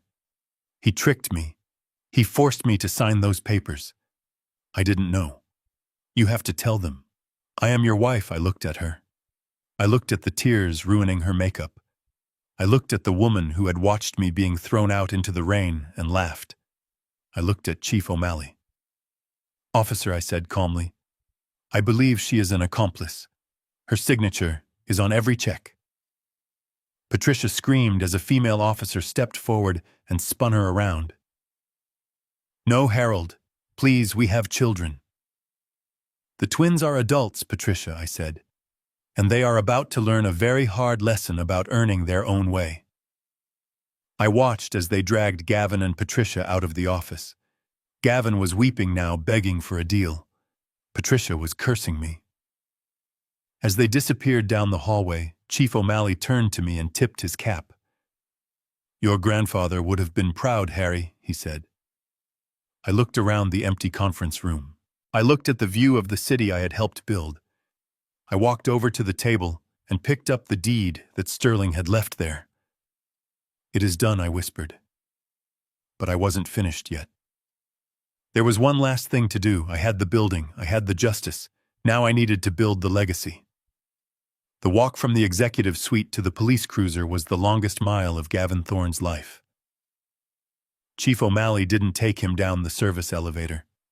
He marched him right through the main lobby past the rows of glass cubicles where the employees Gavin had terrorized for 5 years were standing and watching. There was no sympathy in their eyes. I saw secretaries holding up their phones to record the moment. I saw junior associates, men and women Gavin had screamed at and belittled, watching with grim satisfaction as the handcuffs glinted under the fluorescent lights. Gavin tried to hide his face, but there was nowhere to hide. Outside, the press was waiting. Sterling had made a few anonymous calls, and the sharks of the media were smelling blood in the water. Flashbulbs erupted like a thunderstorm as the automatic doors slid open. Gavin flinched as if he had been physically struck. He looked pathetic, stripped of his arrogance, stripped of his power. Just a man in a rumpled suit trying to disappear into the upholstery of a police car. As the officers guided him toward the vehicle, Gavin's survival instinct kicked in, ugly and desperate. He started shouting, his voice cracking with panic. "It wasn't me," he screamed at the cameras, straining against the grip of the officers. "It was Patricia. She made me do it. She is the one who wanted the money. She is the one who wanted him out of the way. Check the emails. I was just the lawyer. She is the mastermind." I stood at the top of the stairs watching him unravel. He was willing to throw the woman he claimed to love under the bus to save himself 5 minutes of jail time. It was disgusting, but it was exactly what I expected. As the police car pulled away, sirens wailing, I turned to Sterling. "Now for the house," I said. The drive to the mansion felt different this time. I wasn't driving away in shame. I was driving back to reclaim what was mine. When I pulled up to the iron gates, they were already open. 2 moving trucks were parked in the driveway, and a team of deputies was standing on the porch. Since the house was technically an asset of Foster Construction, and since I had just proven that the transfer of the company to Patricia was fraudulent, the property had reverted to the corporation. Which meant it reverted to me. Patricia was standing on the curb, surrounded by a chaotic pile of Louis Vuitton suitcases and cardboard boxes. She was still wearing the evening gown from the night before and now stained and wrinkled. Her makeup was smeared, running down her face in dark streaks. She looked like a queen who had been dragged off her throne and dumped into the gutter. When she saw my old Ford truck rumbling up the driveway, she didn't run away. She ran toward me. She saw me not as her ex-husband, but as her last hope. I rolled the window down slowly. The electric motor whined a sound that seemed to cut through her sobbing. "Harold," she cried, grabbing the door handle. Her nails scratched against the paint. "Harold, thank God. You have to stop them. They are throwing me out. They are saying I can't even take the furniture." I looked at her. I looked at the house behind her, the house I had built with my own hands for her. "It is company property, Patricia," I said calmly. "You don't work for the company anymore." She stared at me, her eyes wide and desperate. She switched tactics instantly. The anger vanished, replaced by a trembling, fragile look that used to work on me every time. "Baby, please," she whimpered, reaching through the window to touch my arm. I pulled back. I was confused. I was scared. "Gavin manipulated me. He told me you were sick. He told me he was the only one who could save us. I never stopped loving you, Harold. I did it for us." I looked at her hand, the hand that had signed the papers to commit me to a nursing home, the hand that had signed the checks to pay for her lover's gambling debts. I felt nothing. No anger. No sadness. Just a hollow, cold indifference. She was a stranger to me. I reached into my shirt pocket. My fingers brushed against the crisp paper of a banknote. I pulled it out. It was a $10 bill. The same bill that Gavin had thrown on the floor of the bank lobby. The same bill I had thrown at her in the parking lot days ago. I had kept it as a reminder. I held it out to her. Patricia stopped crying. She looked at the money, then at my face. "What is this?" she whispered. "Bus fare," I said. I dropped the bill into her hand. It felt light, insignificant, just like the promises she had made me. "There is a station 3 miles down the road," I continued, my voice flat. "Take the bus. Go to your sister's house. Go anywhere you want. But if I ever see you on my property again, I will have you arrested for trespassing." "Harold," she gasped, the realization finally hitting her. "You can't leave me here. I have nowhere to go. You should have thought of that before you sold my life for a pair of shoes," I said. I hit the button to roll up the window. She stepped back, clutching the $10 to her chest, her mouth open in a silent scream. I put the truck in reverse. I didn't want to go into the house. Not yet. It smelled like them. It needed to be cleaned. It needed to be purged. But as I turned the truck around, a bright red sports car came screeching around the corner. It was moving too fast, tires squealing on the asphalt. It swerved around the moving trucks and slammed on the brakes right in front of me, blocking my exit. It was the Porsche, the one Gavin had promised to buy for Brett. The doors flew open. My twins Brett and Kelly jumped out. They looked panicked. They had clearly heard the news. They had seen the arrest on social media. They knew the gravy train had just crashed off the rails. Brett ran up to my window, a wide, fake smile plastered on his face. He was wearing a designer hoodie that cost more than my first car. Kelly was right behind him, trying to squeeze out a tear. "Dad," Brett shouted, breathless. "Oh my God. Dad, we were so worried about you. We've been looking everywhere." Kelly pushed him aside, leaning in. "Daddy, are you okay? We heard what Gavin did. That monster. We tried to stop him, Dad. We tried to tell Mom it was wrong, but they wouldn't listen to us." I sat there, the engine idling, looking at my children. I remembered changing their diapers. I remembered teaching them to ride bikes. I remembered the day I paid off their student loans, so they could start life debt-free. And then I remembered them on the balcony, filming me with their phones laughing as the police dragged me away. I remembered Brett calling me a boomer. I remembered Kelly worrying about her live stream views while I was being evicted. They weren't here because they loved me. They were here because their credit cards had stopped working an hour ago. They were here because they needed a host. I didn't roll the window down all the way. I left it cracked just an inch. "Get out of the way," I said. "Dad, wait." Brett stammered, his smile faltering. "We are family. We can help you rebuild. We can run the company together just like you always wanted." I looked at Brett.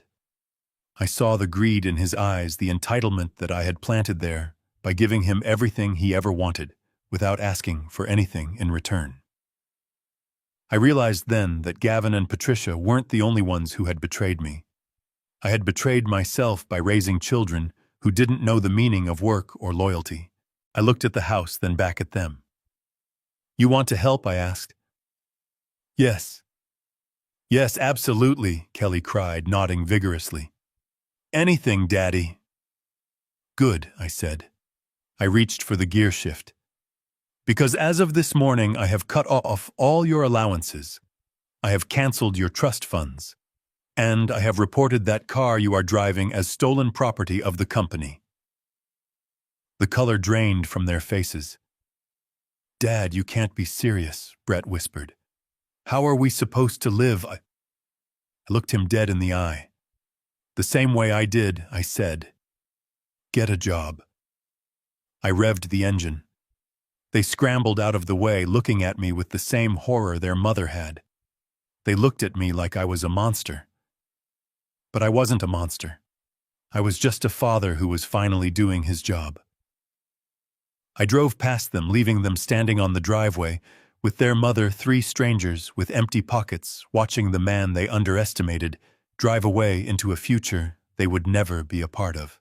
Driving away from my children was the hardest thing I have ever had to do. My heart was screaming at me to turn around to fix it, to write them a check, and make the fear in their eyes go away. But my head knew better. For 30 years, I had crippled them with comfort. I had shielded them from the consequences of their own mediocrity, and in doing so, I had raised two people who were capable of betraying their own father for a sports car. If I wanted to save them, truly save them, I had to let them fall. The next morning, I instructed Sterling to execute the total financial severance. The credit cards were canceled. The monthly stipends were terminated. The leases on their luxury apartments, which were under the company name, were voided. They were given 30 days to vacate. They called me. My phone rang for 3 days straight. First it was anger, then it was bargaining, and finally it was begging. I didn't answer. I listened to the voicemails in the dark, tears rolling down my face, but I didn't pick up. I knew that if I spoke to them, I would cave. And I couldn't afford to cave. 2 weeks later, I went to a diner downtown for a cup of coffee. I sat in a booth in the back wearing a baseball cap so I wouldn't be recognized. I looked toward the kitchen. The door swung open, and a young man walked out carrying a heavy tray of dirty dishes. He was wearing a stained apron and looking exhausted. It was Brett. He didn't see me. He was too busy trying not to drop the plates.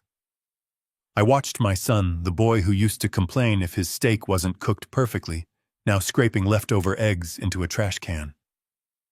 A few minutes later, Kelly came out with a pot of coffee. She looked tired. Her expensive manicure was gone. She was actually working. I watched them for an hour. I saw them struggle. I saw them sweat. And for the first time in their lives, I saw them earning their existence. It broke my heart, but it also made me proud. They were surviving. They were learning that $1 represents time and effort, not just a number on a screen. I left a $100 tip on the table and walked out before they could see me. They didn't need my money anymore. They needed the lesson. With my family affairs handled, I turned my attention to the wreckage of my life's work. Foster Construction was a shell. Gavin had gutted it, but he hadn't killed its soul. I used the grandfather trust to buy back every single asset Gavin had sold. I tracked down my excavators in Ohio. I found my cranes in a salvage yard in Michigan. I paid a premium to get them back, but I didn't care. When the flatbed trucks rolled back into the yard carrying the yellow machines, my old crew was standing there waiting. Mike, my foreman, a man who had been with me since the beginning, walked up to me. He had tears in his eyes. He had been laid off 2 weeks ago with nothing. "We heard you were back," Boss Mike said, shaking my hand. "We heard you took the tower." I looked at the men. They were the ones who had really suffered. They had families, mortgages, and bills, and they had been collateral damage in Gavin's game.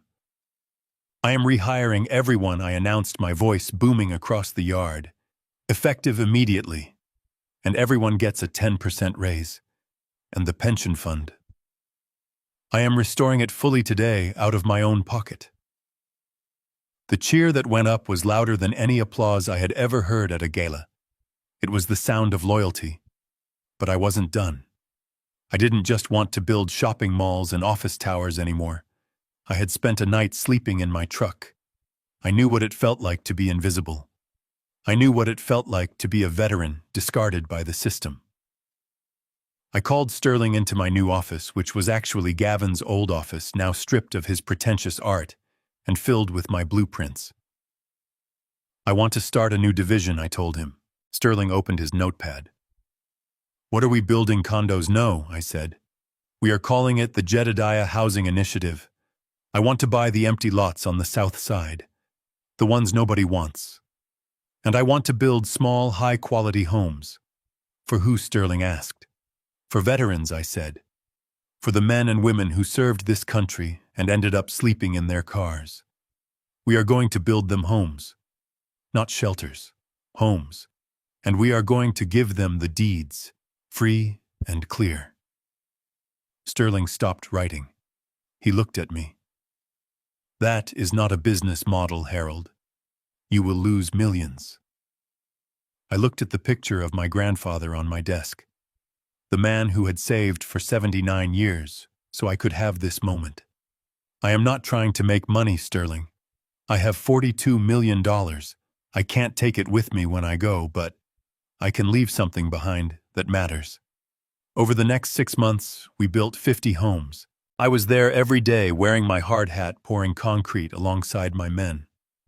I felt younger than I had in 20 years. When I handed the keys of the first house to a young Marine who had been living under a bridge, he tried to kiss my hand. I pulled him into a hug instead. "We are even, son," I whispered. "Just pay it forward." A year to the day after I found the metal card, I drove out to the old cemetery on the hill. It was a beautiful autumn day. The leaves were turning gold and red, and the air was crisp. I walked up the path to the family plot. I stood in front of the simple granite headstone. Jedediah Foster, 1905 to 1995. I knelt down in the grass. I didn't bring flowers. Flowers die. I reached into my pocket and pulled out the black metal card, the steel promise. It was still heavy, still cold, but now it felt like a part of me. I traced the letters with my thumb. This piece of metal had been a shield when I was defenseless. It had been a sword when I needed to fight. It had destroyed my enemies and saved my soul. I didn't need it anymore. I had my company. I had my purpose. And most importantly, I had my dignity. I dug a small hole in the earth right at the base of the headstone. I placed the card inside and covered it with dirt. I patted the ground gently. "Thank you, Grandpa," I said softly. "I hope I did good." I sat there for a long time watching the sun go down. I wasn't the same man who had stood here years ago mourning a life he didn't understand. I was scarred. I was alone in many ways, but I wasn't lonely. I had found the version of myself that could survive the storm. I had learned that blood doesn't make you, family loyalty does. And I had learned that the only legacy worth leaving is one that lifts others up. I stood up, brushed the dirt off my knees, and walked back to my truck. It was still the old Ford F-150. I could have bought a Bentley, but I liked the truck. It reminded me that you can get dented, you can get rusted, but as long as the engine is strong, you keep moving forward. I thought the war was over.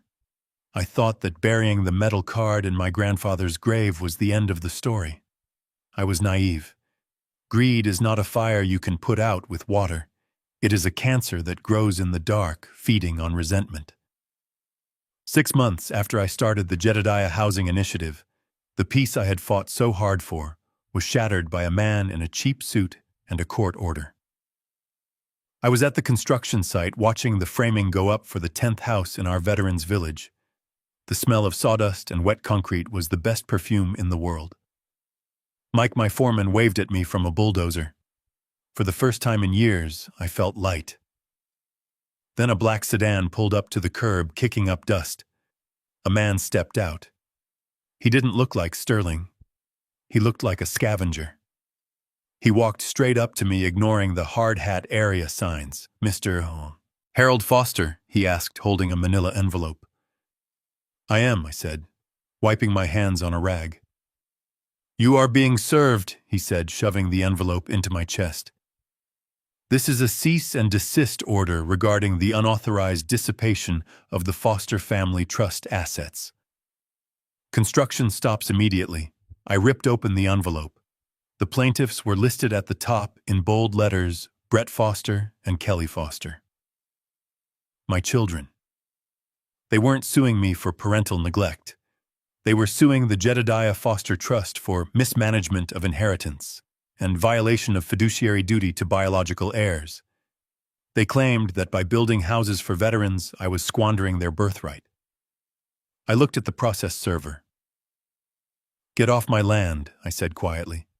He smirked. "You might want to call your lawyer, old man. You don't own this land anymore. It's frozen pending litigation." I drove straight to Sterling's office. The rage I felt wasn't the hot, explosive anger I had felt with Gavin. This was a cold, deep sorrow. I had given them life. I had given them everything. And now they were trying to take the only thing I had left my purpose. Sterling read the lawsuit, his face darkening. "It is a nuisance suit," Harold Sterling said, tossing the papers onto his desk. "They claim that because the trust was established by your grandfather for the Foster family, you have a duty to prioritize his biological descendants over charitable causes. It is weak legal standing, but it is enough to tie up the funds for months." "Tie up the funds?" I asked. "What about the houses? What about the veterans sleeping in their cars, waiting for these keys?" Sterling sighed. "The judge issued a temporary injunction. Until we prove the trust gives you absolute discretion, we can't spend a dime. The project stops today." I stood up and walked to the window. I looked at the city below. I saw my reflection. I didn't see a victim. I saw a man who was done playing defense. "Set up a meeting," I said. "With their lawyer?" Sterling asked. "No," I said. "With my children. Tell them I am ready to negotiate. Tell them to meet me at the construction site in 1 hour." They arrived in a rented luxury sedan, trying to look successful, but I could see the fraying edges. Brett's designer hoodie was faded. Kelly's roots were showing. They looked hungry, but not for food. They were hungry for the life they felt they were owed. Their lawyer, the scavenger from earlier, stood between us like a shield. "Dad," Brett said, trying to sound authoritative, "we didn't want to do this. But you left us no choice. You're giving away millions to strangers while your own children struggle to pay rent." "It is Grandpa's money," Kelly added, crossing her arms. "It belongs to the family. We are the family." I looked at them. I looked at the half-built house behind me. I looked at Mike and the crew who had stopped working, watching in silence. "You stopped the construction," I said, my voice calm. "There are 5 families waiting to move in next week. You stopped them from having a home." "We are just protecting our assets," the lawyer interjected smoothly. I ignored him. I took a step toward my children.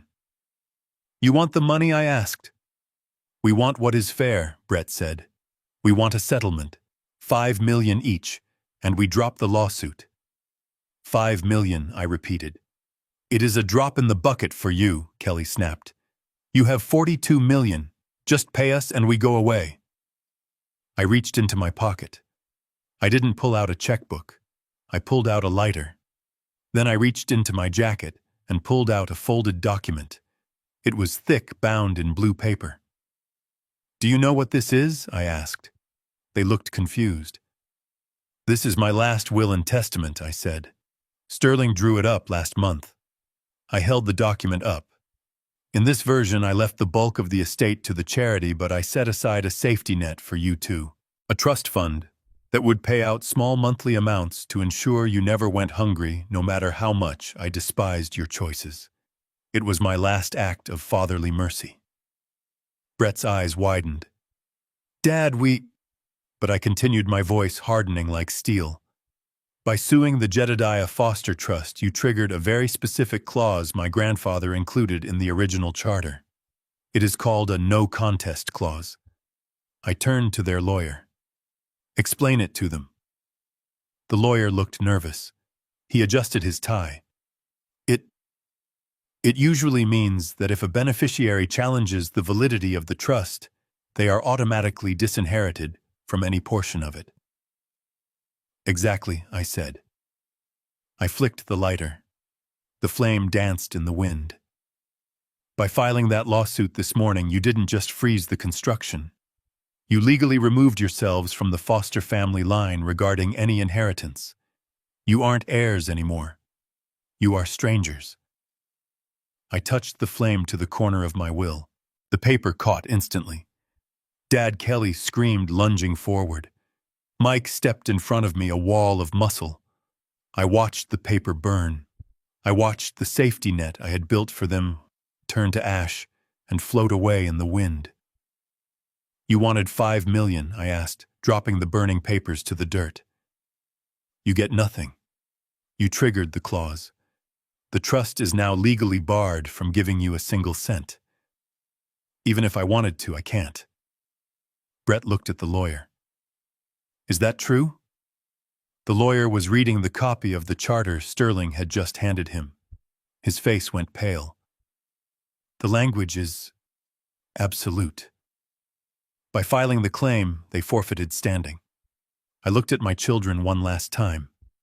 You wanted the legacy, I said, pointing to the half-built house. This is the legacy. Helping people. Building things. Not taking. Get off my site, I ordered.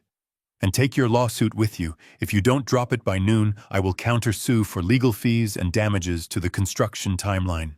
I will bankrupt you so hard, you won't even be able to afford the bus ride out of town. They stood there for a moment, staring at the ashes of their future.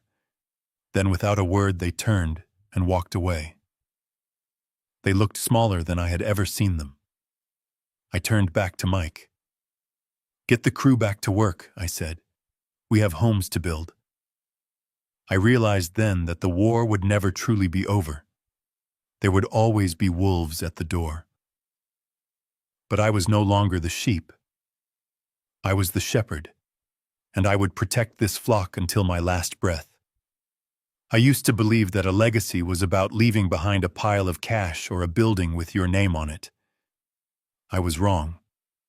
The true measure of a man is not what he accumulates, but what he refuses to tolerate. My grandfather left me a fortune, but the real gift was the backbone to walk away from people who only loved my wallet. If you are holding on to toxic relationships just because they share your blood, let go. Real loyalty doesn't come with a price tag. Sometimes you have to burn the bridge to keep the enemy from crossing. Your peace is expensive. Do not sell it cheap. If this story lit a fire in you, hit that like button and subscribe to the channel for more tales of absolute justice. And I want to know your honest opinion in the comments. Was I too hard on my children by burning their inheritance, or did they get exactly what they deserved? I will be reading your answers.